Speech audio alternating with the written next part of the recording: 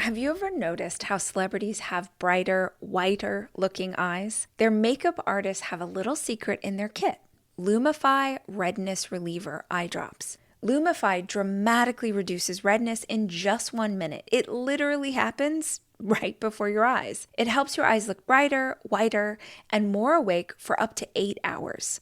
No wonder Lumify is so loved by influencers, celebrities, and makeup artists and has over 6,000 five-star reviews on Amazon. Lumify is also the #1 eye doctor recommended redness reliever eye drop, and it's FDA approved.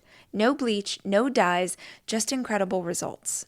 Plus, it's made by the eye care experts at Bausch & Lomb. So whether you're on set, on a date, or running on just a few hours of sleep, Lumify can help your eyes look brighter and whiter. When you try it, you'll see that it's what your eyes have been looking for. Check out LumifyEyes.com to learn more.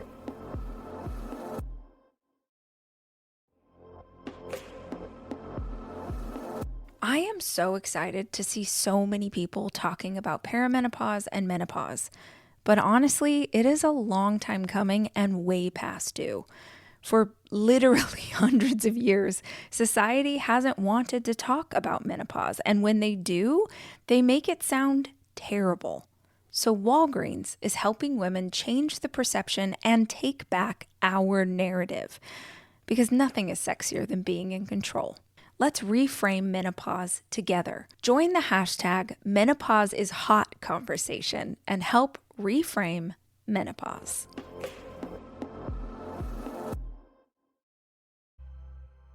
Usually if you're improving something, like you take a category and you make it better, that's very motivating, right? Because you want to evolve, you want to do it better. I mean, nobody wants to go in and do it less good than the leading people. And just knowing that whatever you're doing is improving somebody's life, that's really motivating. You got to be motivated every day.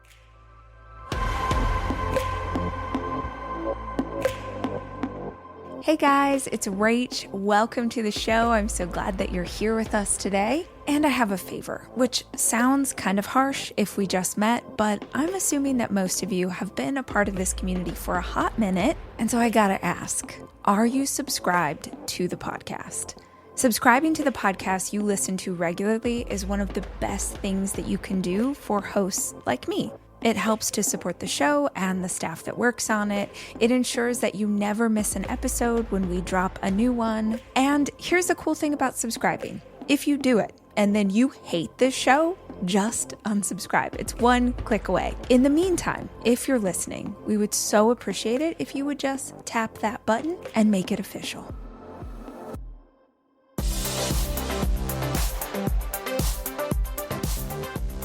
Hey friends, welcome back to the Rachel Hollis podcast.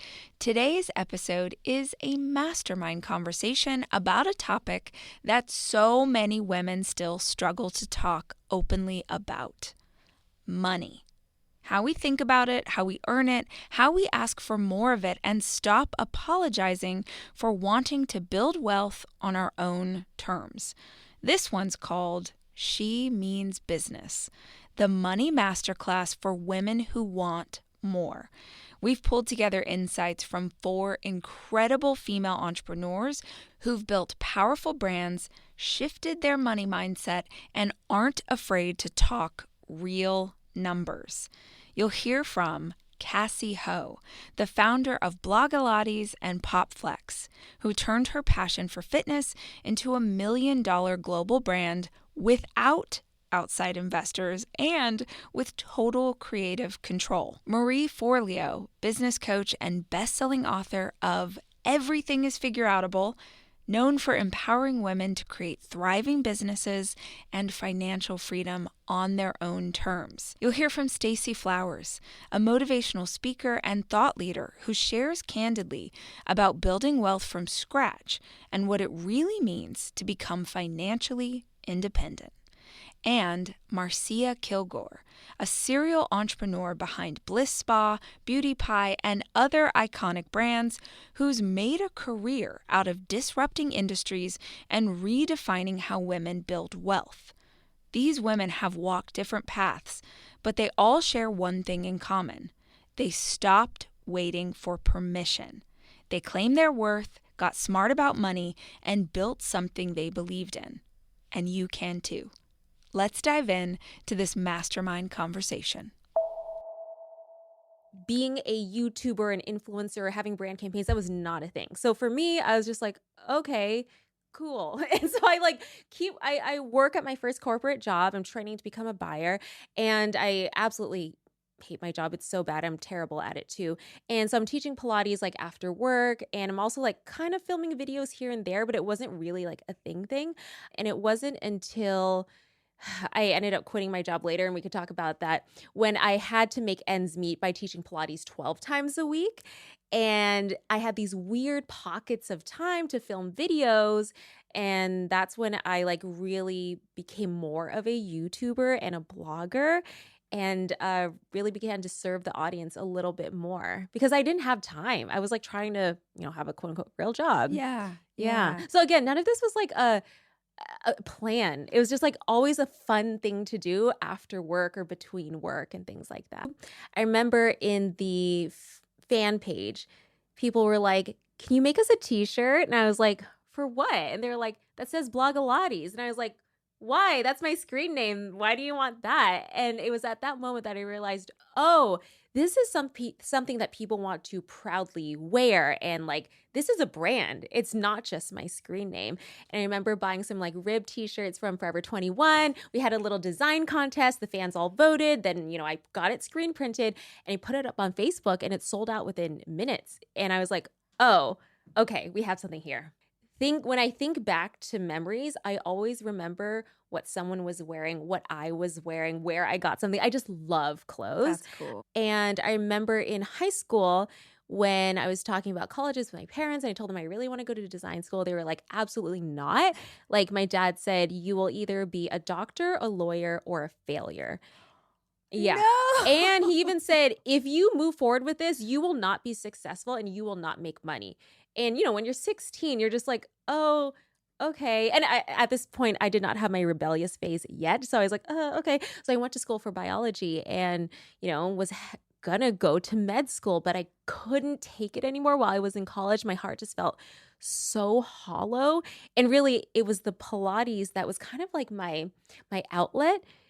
And just something that I did on the side, but that helped, man, like the Pilates, I had no idea that doing that was going to help set up like the rest of my life too.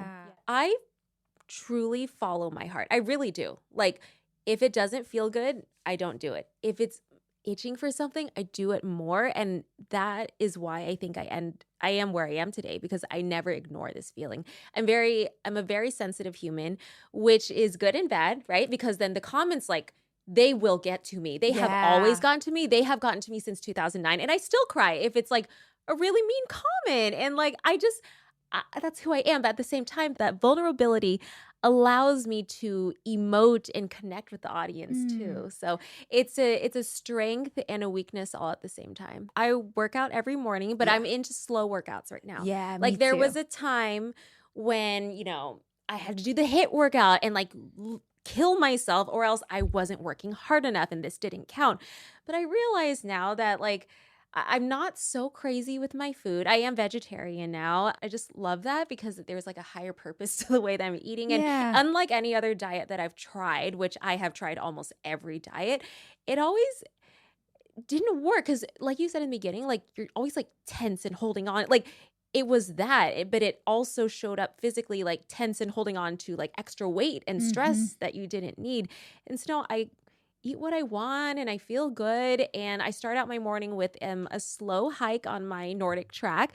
I go anywhere between 30 to 40 incline like this. Whoa, at 1 mile per hour, 1 mile per hour. Nice. But my heart rate is like in the 150s and it's like beating really fast and I'm sweating, but I don't feel like exhausted the way I would if I'm doing a HIIT workout or if I'm running. Like, I feel like I'm just like, this is my phase right now. Yes. Love that. Sometimes I have like a dance phase. I'm doing like a heels class. I love that. But right now I just do a quick 30-minute in the morning. Sometimes I end with abs doing some arms. But right now, as long as I get my hike in, get the heart rate up, I'm feeling good. And the rest of my life, I don't know if it's too healthy, to be honest. I'm working from the moment I wake up. I check my Slack messages in bed. And then, no. Yeah. And then sometimes I'm doing the Slack messages on the treadmill. And then I'm back on Slack and then a bunch of meetings. And like I'm sometimes working up into the wee hours of the morning and just keep doing it. But the thing is, right now, I'm not burnt out. I haven't been burnt out since I started designing because I love it so much. Like I choose this life. I choose to work like this because I'm obsessed with it. And so I guess I did say it was like unhealthy, I guess. But like for me, it's like stimulating my mind and my heart. And I love it so much. And I seriously, like when I go to sleep, I'm even dreaming about like different designs. Like this is when I tell you that I knew I wanted to be a designer when I was a kid, like I know. And I'm so lucky to be doing exactly what I'm doing today. Yeah. Like I can't even believe it. Yeah. Like I want to die doing this. It's so fun. Yeah. The team that almost made me quit my job and everything I was doing is not the same team that's here today. Absolutely. Obviously.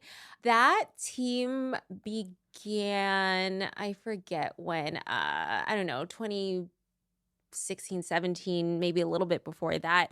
And it was when I needed help with, some more graphic design and things like that. But we didn't have really what we have today with the activewear line, like nothing like that at all. And I think what really kind of messed it up for me, even though I know the advice came from a good place. I remember I went to a YouTube Creators Summit, and this was just the beginning of me like wanting to hire people just beyond like video editors and contractors, like an actual team.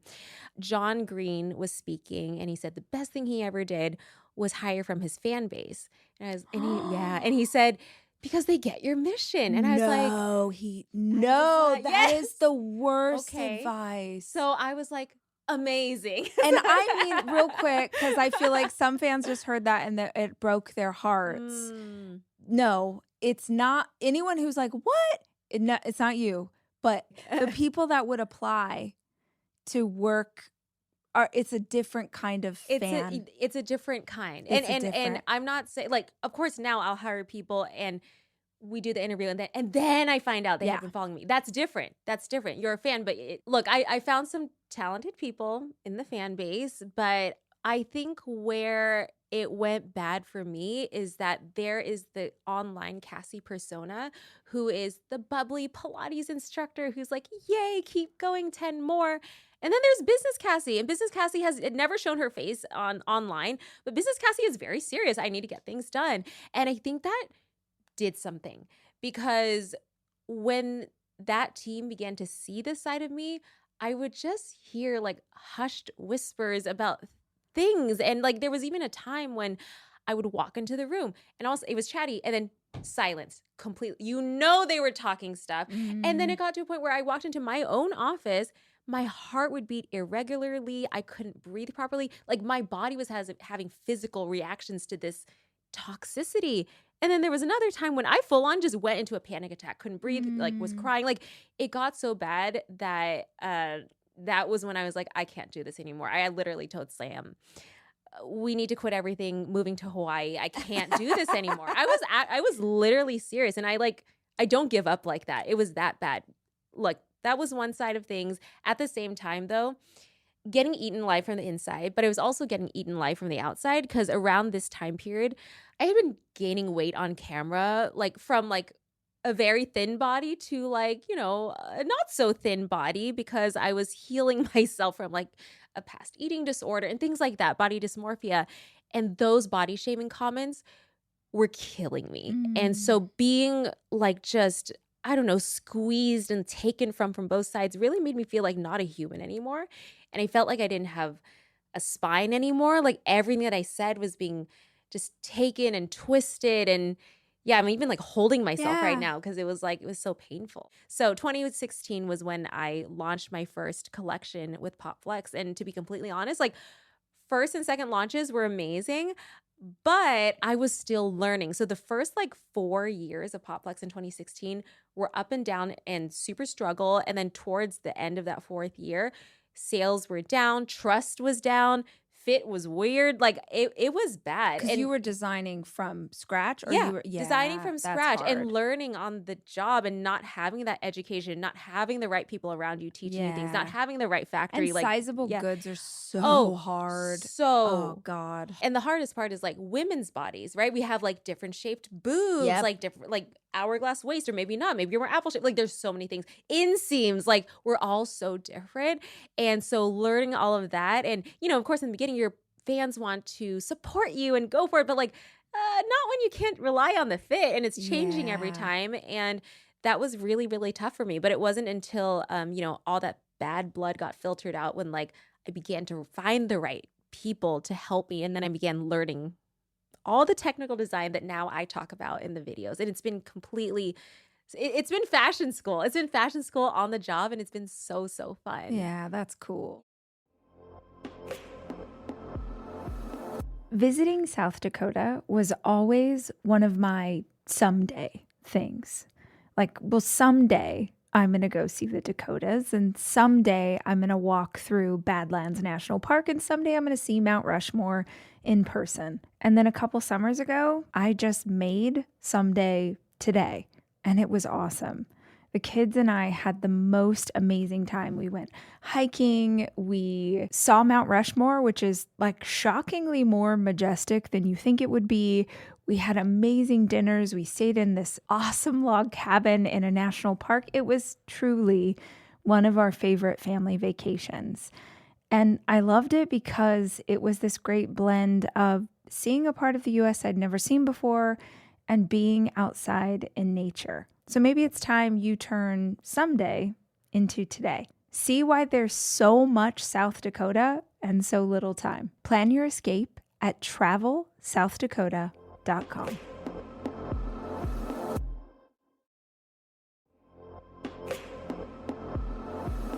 My favorite part about Thrive Market is that I don't have to think about it. As a mom of 4 kids trying to get dinner on the table, make sure there are enough snacks in the pantry and items to fill their lunch boxes, it is so nice to not have to think about whether or not the ingredients and what I'm shopping for are actually good for my family. This is the beauty of Thrive Market. It's your favorite health food store, but online and way more affordable. Not only can I get my favorite products, but I also always find brand new ones that I didn't know existed. Things like Ora Bora sparkling water or Unreal dark chocolate bars with coconut. Oh my gosh, have you guys had those? Thrive has supplements, household items, and clean beauty too. All of their items are vetted and all way more affordable than you think. Skip the junk without overspending. Head to thrivemarket.com/Rach to get 30% off your first order and a free $60 gift. That's thrivemarket.com/Rach, thrivemarket.com/RACH.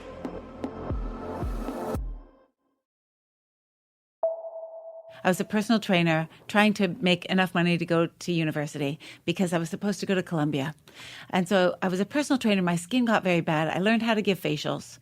Then I started giving facials to other people who wanted to pay me to do it. So I opened a really small little facial place. It was called Let's Face It. And I had that for 2 years and then moved into a bigger place and hired a couple of girls. And we all did my technique of facials. And then I opened a spa called Bliss. And 3 years into Bliss, LVMH came and bought a majority part of Bliss. And then I stayed for another 5 years with Bliss and had kind of done everything that I knew how to do there. So I decided to take a break. But I took a break for about 6 months and then thought I really missed the beauty industry. And I started another business called Soap and Glory. Mm-hmm. And then I started another business in footwear called FitFlop. Because I had this idea about a flip-flop that everybody could afford. I'm all about the affordable, right? Yes. Because I wanted something that would really help people with their posture and alignment and that would kind of make the most out of walking. Mm-hmm. So, I used to be a personal trainer, so that still comes along. I always want to kind of be healthy and, aligned and make people have a lot of energy. And I thought, well, if we do it as a flip-flop, everyone can afford it because flip-flops should be inexpensive. Mm-hmm. Now, of course, we ended up designing this technology that isn't that easy because there are 3 different densities of EVA inside the midsole, and it's kind of a little more expensive than a normal flip-flop to make, but still quite affordable. And so then, let's see, I had Soap and Glory, Flip-Flop, ended up selling Soap and Glory to Alliance Boots Walgreens, who's all like one big, in 2000 and I'm going to say 14. Soap and Glory is also in Ulta now, I think, and was in Sephora. And so we had distribution in the UK and the US and also in Asia. And then Flip-Flop is now in 64 countries. That's incredible. Yeah, and it's, I actually ordered myself a couple of pairs and ended up giving them away last night to somebody who I was at dinner with, and she has my foot size, so I'm now, Flip-Flopless. And then, so I still have Flip-Flop, sold Soap and Glory, decided then to take a little break, and think about what would be my next beauty industry thing, because I just love making products and I love making great products. I'm really good at it. Yeah. That's my thing. Yeah. That women love beauty products, and knowing that they're just so expensive now and that even I don't want to buy them at retail. Beauty Pie was kind of the culmination of many years of trying to build communities, trying to make people happy, trying to give them something better. So it's an evolution of ideas, because I love doing the product. I mean, without an excellent product, you don't have a business. Yes. Anybody so can right. do average. You're so right. Right? Shoes have to fit. Yep. They've got to be comfortable. They have to be the ones that when you're packing your bag to go somewhere, you always put them in. Yeah, that's right? so real. And if you think about that, and you think about also your moisturizers, your makeup, your whatever, you take the stuff that you can't live without. So that's kind of how I edit down. It's like, if I am testing this product and I have to give it back to the girls in the NPD department, do I feel distraught? And if I do, I know it's good enough. Yeah, that's so real. Yeah, but everything else, like, if it's average, why bother? Yeah. It's my best idea yet, but it is the one where I actually had oh my God, I'm terrified to do this. And then, oh my God, I'd be terrified if I didn't do it. Yeah. So it was one of those, when I came up with the idea for Beauty Pie, and having been in the industry for 30 years already, which is probably what brought me to the point where I would be able to do this, because I've got so many contacts, so much experience. I know how it all works. Yeah. I probably couldn't do it before. But it was a really radical, disruptive idea that I had to kind of lean into, because at first, my first reaction to having the idea to do a buyer's club for luxury beauty, where it was totally transparent and we kind of unveiled all the smoke and mirrors of the industry, was, oh my God, everyone's going to hate me. Yeah. And then I thought, but wait, millions of women are going to love you. And then I thought, well, you know what? What's really best for, the majority of the people who will experience this? Yes, there'll be some industry kickback. Some people will hate me for, lifting the veil. But there are so many people who are going to benefit from being able to buy a higher quality product for like a fraction. I'm not even talking a fraction, but a tenth of the price that they would normally pay at retail. So it's kind of my dream job now, having been in the industry for so long, to launch something that is just all about what I want to do and nothing about what I don't want to do. Yeah. I think it was super organic, especially Bliss, right? Because that was where I first had a large number of staff, and I had never really managed staff before. I'd managed a few people doing facials in my smaller little, facial place, but I had never had 30 people, housekeepers and accountants and front desk staff. And I think I was just so all over it. I knew everybody's job. I knew everything that everyone was doing. And so that made it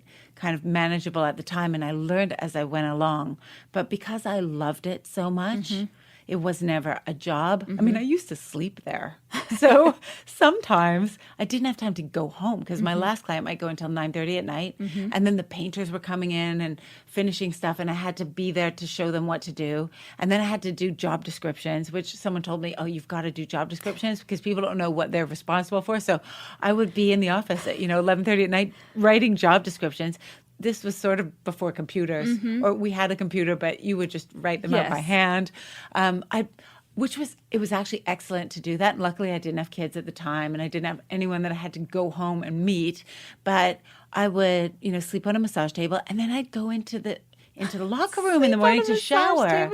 But when you take a shower in the locker room, you realize the pumps on the soap don't work. Yes. The drain is not draining properly. Yes. This tile is loose. This locker doesn't, or it's difficult to open. So you'd have this, right? This Yes. sort of real firsthand experience, which again, is like live what you're Yes. selling. And is it good enough for you? And if you lose interest, so is everybody else going to. Honestly. Yeah, it's so simple. I think once you understand what's necessary for a business to be successful, then you can do that in any category. As long as, if you're building footwear, you need people who know how to make footwear fit. You need to know where the supply chain, you get those experts to help you. But it's more about understanding, I think, what has to be true for a business to be successful and have repeat customers. Yes. Because no business is successful if people just buy something once. And that then comes down to, again, that product being great. So it's having the elements that what has to be true about this. I guess one of them is that you have to have a real USP, right? So what? What is cool about this? What's different about it? It's got to be different enough that there aren't so many different people competing already against you in your category that, nobody cares. Absolutely. And that's number one, Yes. right? Because if you come out and you say, well, I'm going to start a sneaker brand, okay. So Why do we care? yeah, Yes. like What is there's your a lot of unique sneakers selling? out there, Yes. right? Absolutely. Or jeans. I mean, there's a lot of jeans brands, but they struggle. They'll be really trendy. Then another one is trendy. What about yours is going to be different? And if you have a USP, then that's going to help you tremendously. Then, of course, it's about executing on that quality. And then I think being able to communicate all of that. Yes. That's communication is everything. I mean, Yes. the world breaks down, relationships break down, companies break down because people don't communicate or they don't know how to communicate. But almost any time you have an issue with a person or a business or whatever that problem is, if you break it down, it comes down to there's some breakdown in communication. Yeah. And I always, I've made, talking about making mistakes where I prejudged a situation and thought something was happening when it wasn't. And I've learned from that too, that actually what I should do is just go clearly communicate and ask, hey, I'm feeling like this is like this. Could you explain from your perspective how you see it? Right? Is this true? Absolutely. Or am I just thinking this? Yes. Right? And if I would have done that in those situations, it would have been better. I wouldn't have reacted the way I reacted. And sometimes, it was painful. And then I felt really ashamed of how I had prejudged a situation. And just knowing that feeling, of course, I wouldn't do it again. So again, it goes back to the mistakes. Yes. But yeah, communication, great product, a USP. And then you got to love it. You got to be passionate about whatever it is you choose. I mean, you can have many different interests and passions. Proving something, like you take a category and you make it better, that's very motivating, right? Because you want to evolve, you want to do it better. I mean, nobody wants to go in and do it less good than the leading people. And just knowing that whatever you're doing is improving somebody's life, that's really motivating. You got to be motivated every day. So there are certain things I just couldn't go and sell. Yes. But I could sell an incredible ergonomic yoga office chair. I could sell that. And I have nothing to do with office chairs, but I know I would like an office chair where I can put one leg up and kind of stretch while I type. Yes. I could sell the heck out of that, Yes. right? And I was a personal trainer, so I know all about the body and the alignment, and I've got shoes that align you when you walk so that your ground reaction force goes through your knees and your hips so that you don't have that knee and hip and lower back torque. I mean, it's interesting. It's better. It makes it easy, especially on the hard days, because Yes. there's always a bad day. Yes. Where you just think, oh, God. Right? And then you have to just think when you have one of those. Yes. NetCredit is here to say yes to a personal loan or line of credit when other lenders say no. Apply in minutes and get a decision as soon as the same day. Loans offered by NetCredit or lending partner banks and serviced by NetCredit. Application subject to review and approval. Learn more at netcredit.com/partners. NetCredit. Credit to the people. At Capella University, learning online doesn't mean learning alone. You'll get support from people who care about your success, like your enrollment counselor, who gets to know you and the goals you'd like to achieve. You'll also get a designated academic coach who's with you throughout your entire program. Plus, career coaches are available to help you navigate your professional goals. A different future is closer than you think. with Capella University. Learn more at capella.edu. When we're on our journeys, different things hit us in different ways. And I remember it was probably around the year like 2012, 2013, 2014, like we had this kind of, my goodness, like a stratospheric leap in our revenues and our profits, right? And we hit like the Inc. 500 list. And when you do that, it kind of exposes you, right? For the people see the revenue and then they make all these assumptions. And I just remember this is, I think, what was most challenging for me. We could talk about it in current times too. I think one of the hardest things is I know myself. And first of all, I will say this right now on your show. I love money. I think you and I've told this to you. I absolutely love money. I don't love it over people. I never love it over my values. But I love money and I love teaching other people, especially women, to love money. And that comes from my childhood. That comes from, I'll tell it just a super fast story because I think this relates to what we're talking about. So like my parents got divorced when I was about 8. And I remember the day that my parents signed the divorce papers, I was standing in my kitchen and I was watching my mom. She had lost like about 15 pounds and she was standing on the phone bawling her eyes out, Rachel. Like, when you just see your mom, like her eyes were bloodshot. She was shaking. She was talking to her mom, who was in Florida at the time. And she was saying like, I have nothing. I have nothing. And she was like screaming into the phone. She hung up the phone. She bent down so that her eyes were level with mine. Again, I was about 7, 8 years old. She took me by the shoulders, Rach, and she shook me. And she said, don't you ever let a man control your money. Look at me right now. Do not be stupid like I was. You make your own money. You make your own way. You be independent and successful and do not be anything like me. And I made myself a promise that when I grew up, that I was going to earn so much money, Rach, that I would never allow money to take away love again. That I was going to take care of people, that I would take care of my family, that I would take care. And, as a kid, you talk to other kids and there was other kids that were having similar issues to what I did. So I just had this notion in my head that when I got to be an adult, I was going to take care of people. And if that meant financially, I would do that too. And I will tell you, out of that pain has come a driving force in me to ensure that women are financially free.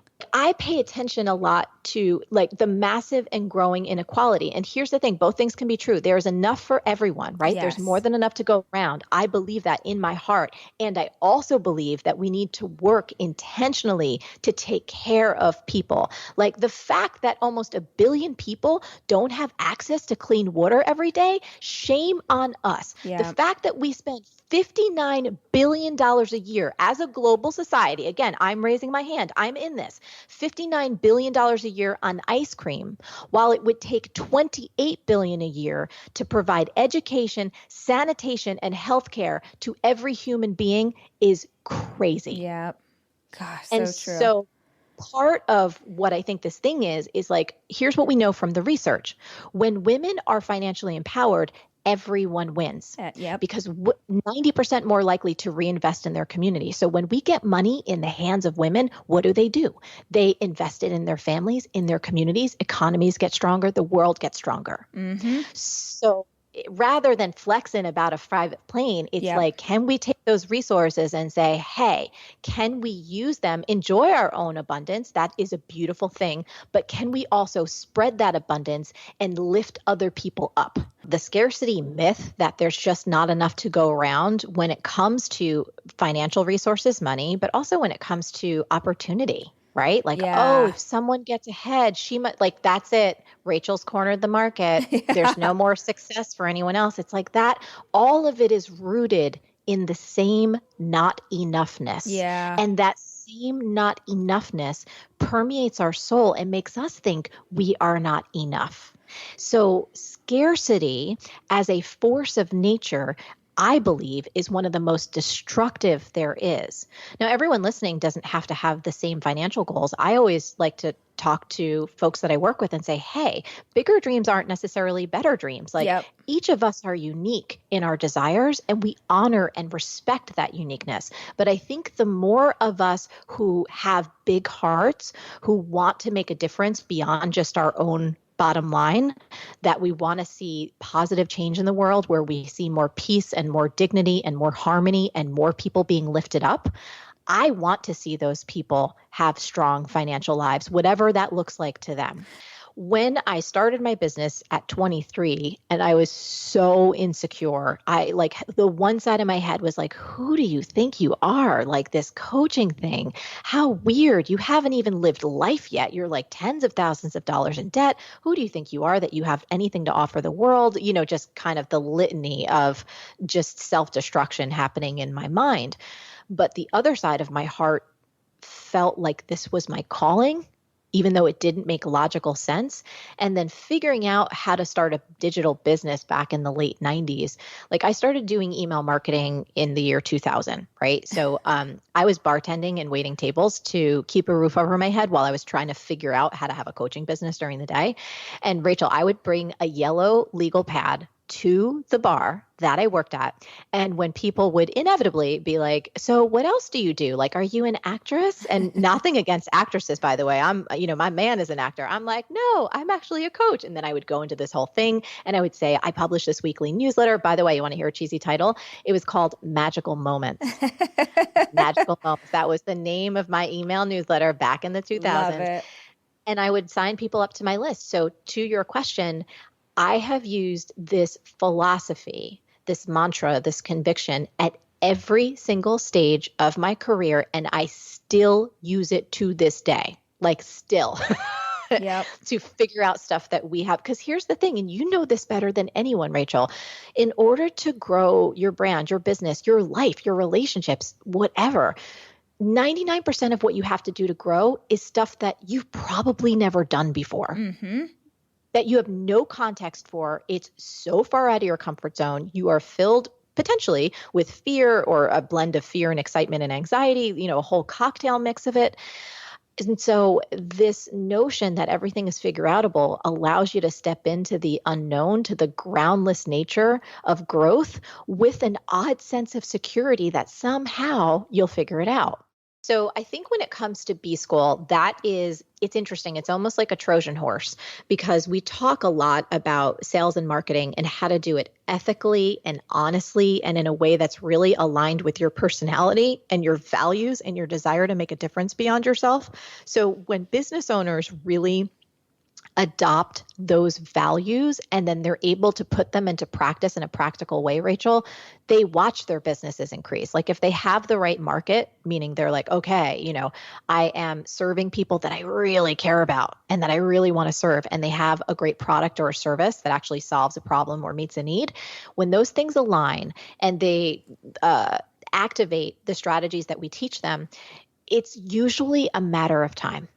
So I got a message the other day. We have a thing in our company which is called Letters from the Community.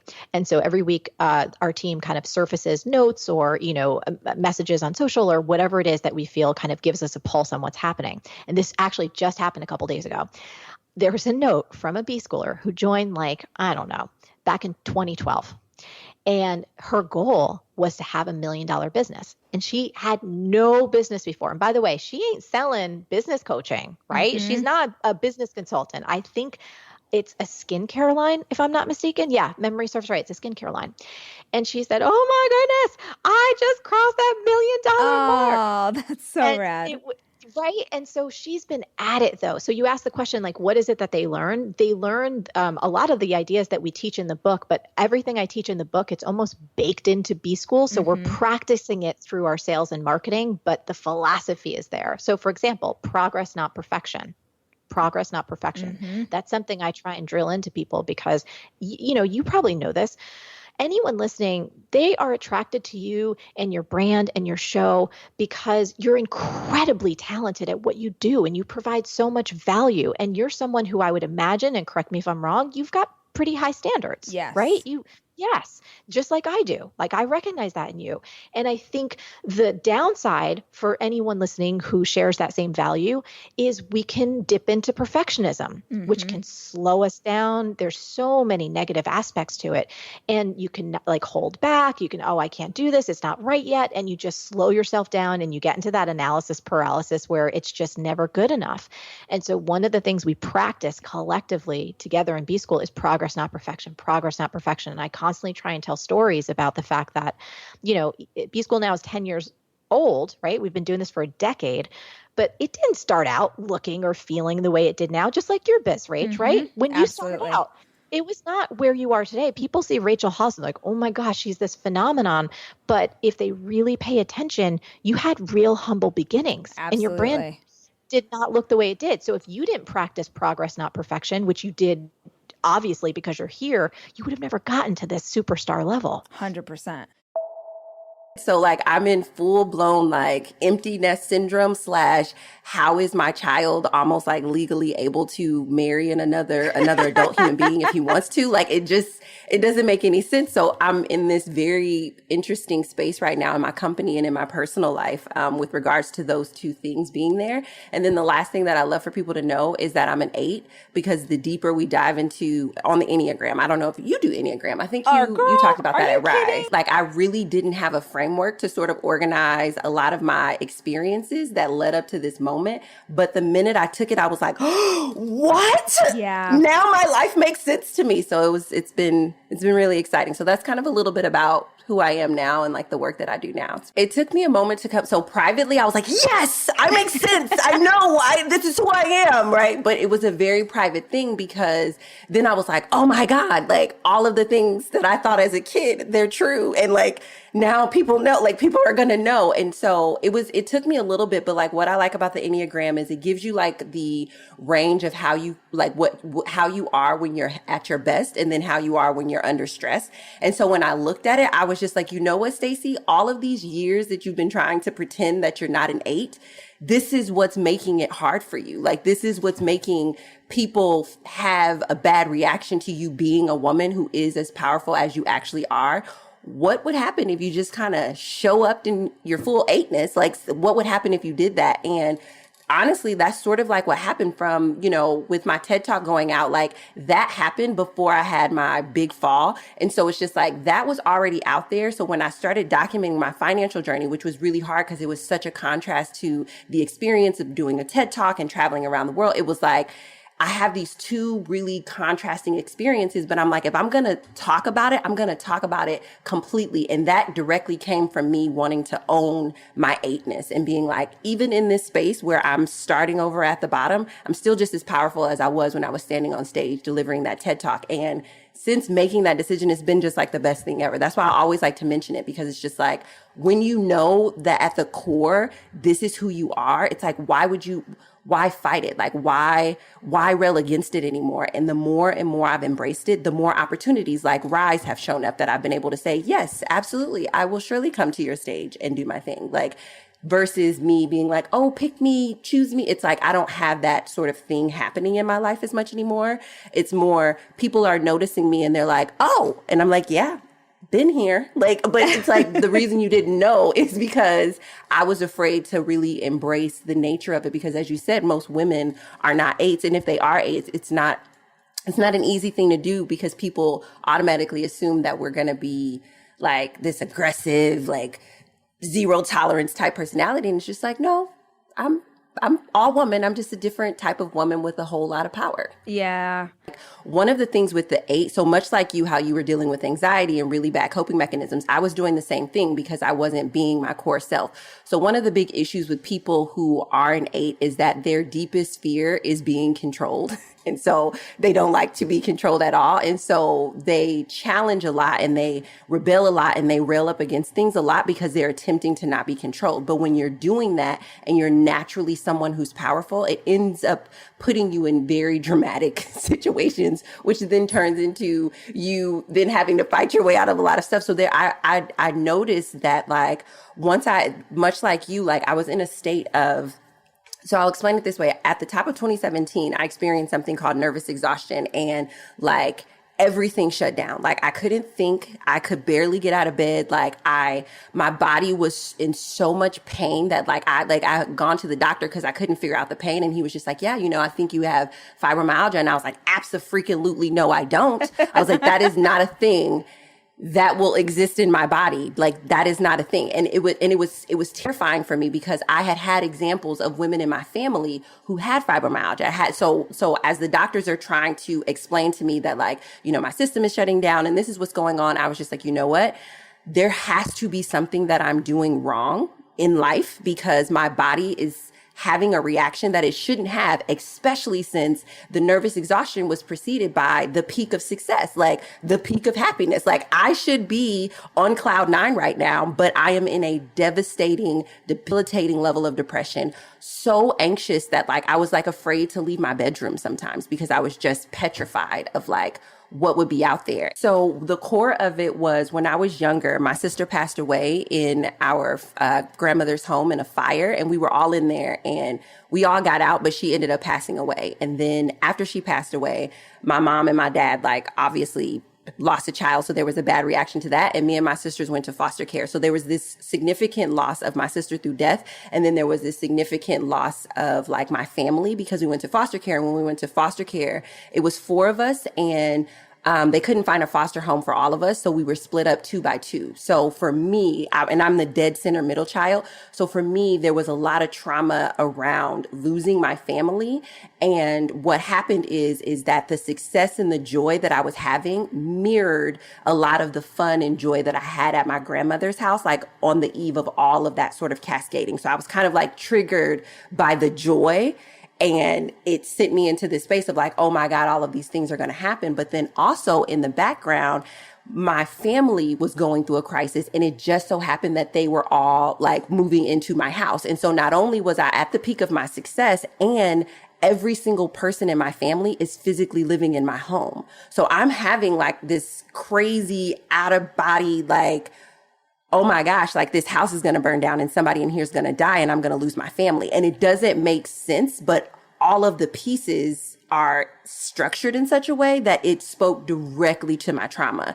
So the trauma was I emotionally and mentally, I was responding to the stress and the pressure of the circumstance that high and not really knowing how to organize it. And so then that was converted into the depression, and then it was converted into the anxiety. And then finally, I was able to figure out that it was really the post-traumatic stress that had triggered everything because I was deathly afraid that something was going to happen to my family all over again. Even me letting them move into my home, it was because I was afraid I was going to lose them. And I couldn't allow myself to have this much joy while my family was in this state of being separated, if you will. So it was a very challenging sort of, the way that it mirrored the trauma so much, at least in the therapy sessions that we talked about, it was quite remarkable. My therapist would say it all the time. She was just it's really remarkable how much your circumstance mirrored your original trauma. There would have been no way for you to get out of this situation without having gone through what you went through because it was so triggering and so jarring. So my diet was under control. Then I made the commitment to restore my financial dignity, got a part-time job working at a cafe. And then I was just okay, well, money seems to be a big stressor for you because the money coming in stressed me out, but also the amount of money going out stressed me out. So I was I need to get my finances in order. What better way to do that than Dave Ramsey and then telling everybody on the internet about it so I can get some accountability. So I literally opened up my computer and was hey, internet, I don't know how to deal with money. I know how to make it, but I don't know how to manage it. And I'm going to learn how right in front of you guys because the internet is going to hold me accountable. And what ended up happening is I realized too that I heal very well through talking out loud. That's why therapy is incredibly effective for me. And what ended up happening is that as I was documenting my financial journey in real time, I really started to clean up my finances. And the more my financial dignity was restored, the more mental and emotional health and healing was brought back to me in combination with my diet changes, in combination with me only working part-time. And then slowly but surely, I was okay, well, I feel I can handle one revenue stream in my company. What would it be to monetize YouTube since more of you guys are following me? So then I started to monetize, and then I just slowly but surely rebuilt my company to a place where I was able to earn consistent enough income for me to be able to resign from working part-time at the cafe and replace my income with my company. And then I'm working in my company, my income is replaced. And I'm like, okay, now we're going to put ourselves back out on the stage because this is your top talent. This is really what you want to do. But as you come back out here, you have to come back out here with the wisdom that you gained in rebuilding your life this way and changing yourself in this lifestyle, because this is who you really are. You cannot get back up from this and be anybody else but this person that you've been with in this very dark season. And so I would say that that's actually the most like detailed, practical way of how I actually walked my way back into the power. I changed my diet. I changed my lifestyle. I restored my financial dignity. And then I went back to using my natural gifts and talents to serve the world and ultimately earn enough income to be able to afford to be able to take care of myself at a level which enables me to be able to heal full time. The Rachel Hollis podcast is produced by me, Rachel Hollis. It's edited by Andrew Weller and Jack Noble. Get first day ready the right way. Whether the waterworks are theirs or yours. From home to school and back, stock up with Kleenex Ultra Soft Tissues. Because back to school also means back to sniffles and sneezes. Kleenex Ultra Soft Tissues are soft and absorbent to stand up against runny noses. To keep you and your family clean and comforted as the school year starts. This back to school season, be prepared with Kleenex Tissues, the classroom essential that teachers and students can rely on. For whatever happens next, grab Kleenex. Visit Kleenex.com to learn more. At Capella University, learning online doesn't mean learning alone. You'll get support from people who care about your success, like your enrollment counselor, who gets to know you and the goals you'd like to achieve. You'll also get a designated academic coach who's with you throughout your entire program. Plus, career coaches are available to help you navigate your professional goals. A different future is closer than you think with Capella University. Learn more at capella.edu.